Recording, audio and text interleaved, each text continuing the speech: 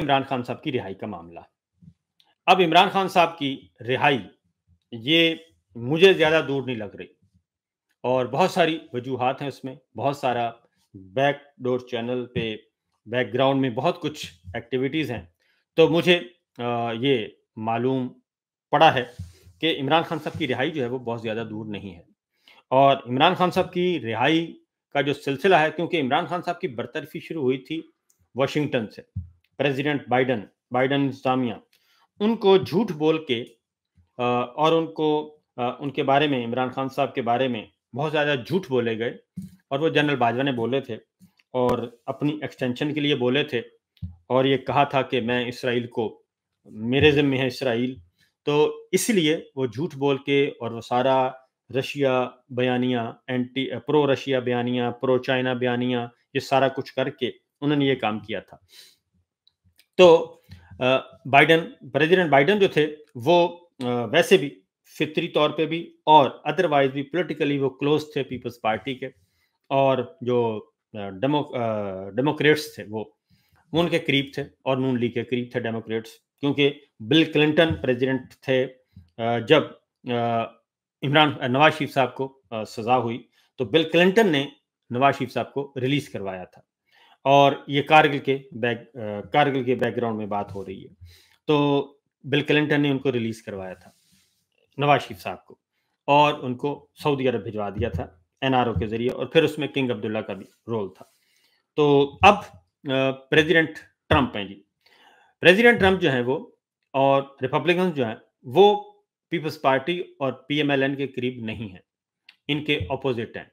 और चूंकि इन्होंने लॉबियस्ट भी बहुत ज़्यादा हायर किए हैं, बहुत एंगेज किए हैं और वही लॉबियस्ट जो अच्छा मज़े की बात है कि इन्होंने लॉबियस्ट वो एंगेज किए हैं जो माजी में पीपल्स पार्टी जिन्हें फ़ौज के ख़िलाफ़ इस्तेमाल करती रही है और फ़ौज के ख़िलाफ़ इस्तेमाल किया उनको। मुस्लिम लीग नवाज़ ने भी उनको फ़ौज के ख़िलाफ़ इस्तेमाल किया, पैसे वैसे दिए, किसी को कोई ओहदा दे दिया, इस तरीके से करके। तो अब उन्हीं लॉबियस्ट को इस वक्त हमारी जो मिलिट्री लीडरशिप है वो अपने लिए इस्तेमाल कर रही है, अपने लिए वो इस्तेमाल कर रही है, उनको पैसे वैसे दे के। जनरल बाजवा के ज़माने में भी और बाद में भी उनको दिए जा रहे हैं पैसे और इसका ये नतीजा, ये एक और काम निकला कि उधर वाशिंगटन में वो हो गए हैं, एक्सपोज हो गए हैं, अमेरिकन एस्टेब्लिशमेंट में वो एक्सपोज हो गए हैं कि ये 10 साल तक, 15 साल तक तो ये लोग जो हैं ये फौज के खिलाफ एंटी आर्मी यहाँ पे काम, एंटी आर्मी नैरेटिव को इन्होंने बेचा, कंटेंट को बेचा और यहाँ पे वो फिलोसफर बने रहे कि जनाब हम एंटी आर्मी हैं, फौज ने ये कर दिया, फौज ने वो कर दिया और पीपल्स पार्टी को और नून लीग को, नवाज शरीफ को, पीपल्स पार्टी और नून लीग को तो नहीं, जरदारी एंड फैमिली और शरीफ एंड फैमिली इनको प्रमोट करते रहे और अब वही लोग वाशिंगटन में बैठ के फौज के हक में बयान कर रहे हैं कि ये नहीं, फौज बहुत अच्छी है, फौज बहुत अच्छी है, फौज के ये जर्नैल, हमारे फौजी जर्नैल जो हमारी मिलिट्री लीडरशिप बहुत अच्छी है, इनको सपोर्ट करना चाहिए, इनको ये करना चाहिए, इमरान खान को ये करना चाहिए, वो करना चाहिए। असल में जरदारी एंड कंपनी और असल में नवाज शरीफ कंपनी। अब हम तो शायद हम तो फाइलें दबा के रख देते हैं ना, एक साइड पे रख देते हैं, लेकिन अमेरिकन और जो ब्रिटिश हैं ये इतनी जल्दी फाइलें नहीं दबाते। ये इनके सामने सारा मटेरियल मौजूद होता है, ये एक बंदे का जो सामने आता है ना तो उसकी सारी प्रोफाइल आ जाती है कि इसने शुरू से लेकर आज तक किया क्या है। लिहाजा उनको ये बात तो समझ आ गई है कि ये सारे कैश एंड कैरी वाले हैं, प्रीपेड है, कोई पोस्ट पेड है। लिहाजा प्रेसिडेंट ट्रंप ने जो जनरल आसिम मुनीर साहब से बोला है वो बड़ा दुरुस्त बोला है और वो खबर 100% दुरुस्त है। लेकिन अब उसकी रिहाई का प्रोसेस कैसे कंप्लीट होना है और ये सारी एक चीज़ है एक, और ये इस ब्लैंकेट, ये जो कंबल है, इससे कैसे आपने जान छुड़वानी है, क्योंकि लिया तो आप लोगों ने पंगा है, उस पंगे से जान छुड़वानी है आपने और उसके बाद फिर ये होगा। इसलिए मेरा जो मेरे पास इत्तलाआत हैं और मेरी जो असेसमेंट है, इमरान खान साहब की रिहाई ज़्यादा दूर नहीं है और عمران خان صاحب کی رہائی بھی زیادہ دور نہیں ہے،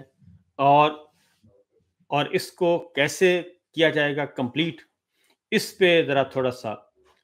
عرق ریزی کی جا رہی ہے اور دماغ لڑایا جا رہا ہے، کیونکہ جاوید لطیف صاحب نے ایک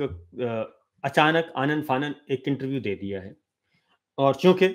ان کو زبابندی کا حکم دیا گیا تھا جاوید لطیف صاحب کو، اور جاوید لطیف صاحب خاموش تھے، اور وہ بہت کچھ، اور جاوید لطیف صاحب کے بارے میں آپ کو بتا دوں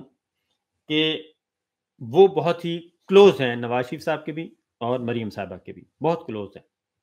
اور ان کی طرف سے کل انہوں نے انٹرویو دیا اور انہوں نے کہا کہ army chief general Asim Munir کو آرمی چیف کوئی بھی نہیں بنانا چاہتا تھا، اور یہ میں آپ کو بالکل ان کے الفاظ کہ کوئی بھی نہیں بنانا چاہتا تھا، نہ حکومت اس وقت کی، آپ چلے جائیں نومبر 2022 میں، اور اس وقت حکومت کون تھی؟ پی ڈی ایم کی حکومت تھی، امپورٹڈ سرکار تھی، اور تمام جماعتیں مائنس پی ٹی آئی وہ حکومت میں تھیں، اور اس میں اختر مینگل صاحب بھی تھے، باپ پارٹی بھی تھی، ساری تھی، کہ اس وقت جو ہیں نون league, peoples party, J U I, کاف لیگ، پتہ نہیں کون کون، ایم کیو ایم، سارے کے سارے تھے۔ تو جنرل عاصم منیر کو انہوں نے کہا کہ آرمی چیف کوئی بھی نہیں بنانا چاہتا تھا، نہ ہی اس وقت کی حکومت اور نہ ہی اس وقت کی اپوزیشن، اور اس بات پہ وہ کہتے ہیں اتفاق بھی ہو گیا تھا، اور کہ اس کو نہیں بنانا، اس بات پہ اتفاق ہو گیا تھا، اور اس لیے کہ اور اس وقت فوج بھی نہیں چاہتی تھی، اگلی بات یہ ہے کہ اس وقت فوج بھی نہیں چاہتی تھی کہ جنرل عاصم منیر کو آرمی چیف بنایا جائے، کیونکہ وہ کسی اور کو آرمی چیف بنانا چاہتے تھے۔ اب یہ جو جاوید لطیف صاحب نے بات کی ہے، یہ بڑی میننگ فل بات ہے، اور اس میں کیونکہ 3 لوگوں کی سمری آئی تھی اس وقت، اور ہاں اگلی بات جاوید لطیف صاحب نے کہا کہ صرف نواز شریف تھے جو عاصم منیر کو آرمی چیف بنانا چاہتے تھے، اور پھر انہوں نے بنوایا۔ فوج نے سمری بھیجی تھی 3 لوگوں کی، جنرل ساحر شمشاد مرزا، جنرل اظہر عباس اور جنرل فیض حمید، یہ 3 جنرلوں کی، لیفٹیننٹ جنرلوں کی سمری آئی تھی۔ وہ اس لیے آئی تھی کہ 29 نومبر کو یہی 3 جرنیل جو ہے سینئر موسٹ تھے، ٹاپ 3 تھے، یہ ٹاپ 3 یہ جرنیل تھے، ان میں سے ایک نے بننا تھا chairman joint chief of staff committee, ایک نے بننا تھا آرمی چیف، ایک نے ہو جانا تھا ڈراپ، ٹھیک ہے جی۔ اور ساحر شمشاد مرزا کے بارے میں یہ خیال کیا جا رہا تھا کہ یہ سینئر موسٹ ہیں، تو نواز شریف صاحب کا جو سینیورٹی کا اصول ہے وہ یہی ہے کہ ساحر شمشاد مرزا آرمی چیف بن جائیں گے، اور اظہر عباس ان کو چیئرمین بنا دیا جائے گا، اور فیض حمید صاحب ڈراپ ہو جائیں گے، کیونکہ فیض حمید صاحب پہ ظاہر بہت زیادہ سوالات اٹھ چکے تھے۔ تو ہوا یہ کہ وہ سمری آئی، اور وہ سمری پہ پھر پھٹا پڑ گیا، اور پھر آپ کو یاد ہوگا کہ خبر چلی کہ سعودی ایمبیسی کو رات کو جگایا گیا، بتایا گیا، کہانی کھولی گئی۔ تو پھر اس کی وجہ یہ ہے کہ فوج نے سمری کیوں نہیں بھیجی تھی؟ فوج نے سمری اس لیے نہیں بھیجی تھی کہ جنرل عاصم منیر صاحب نے 25 نومبر کو ریٹائر ہو جانا تھا، لہٰذا جو آدمی 3 دن پہلے جو ریٹائرڈ ہے، ریٹائرڈ جنرل کیسے آرمی چیف بن سکتا ہے، یا ریٹائرڈ جنرل کو کیسے آپ آرمی چیف کی سمری میں ڈال سکتے ہیں؟ یہ تھا بنیادی نقطہ، اور یہ تھی اصل بات۔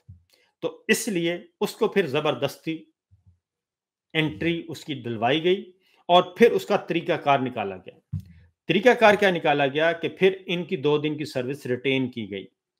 3 دن کی سروس کو ریٹین کیا گیا، یعنی ان کو ریٹائر نہیں ہونے دیا گیا، ان کو کہا گیا نہیں آپ رک جائیں، ابھی آپ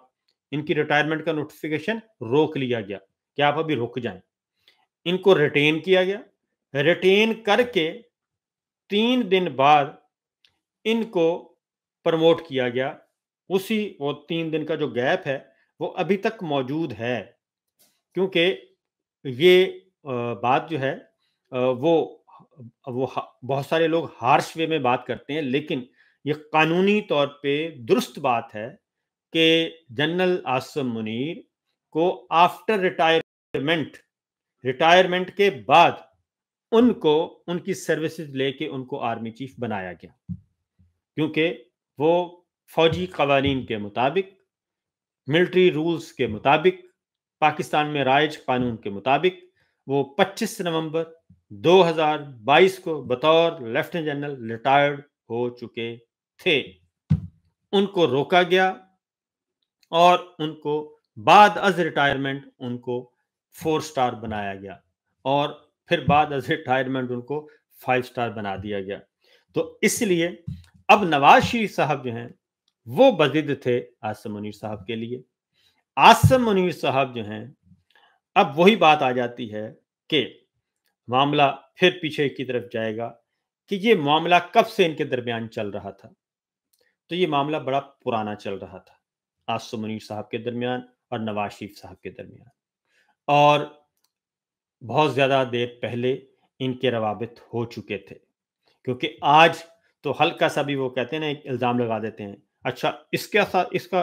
राब्ता है, पकड़ लो, उठा के अंदर बंद कर दो, इसका राब्ता है, उठा के बंद कर दो। जबकि जनरल आसिम मुनीर साहब के राबते नवाज शरीफ साहब से हो चुके थे।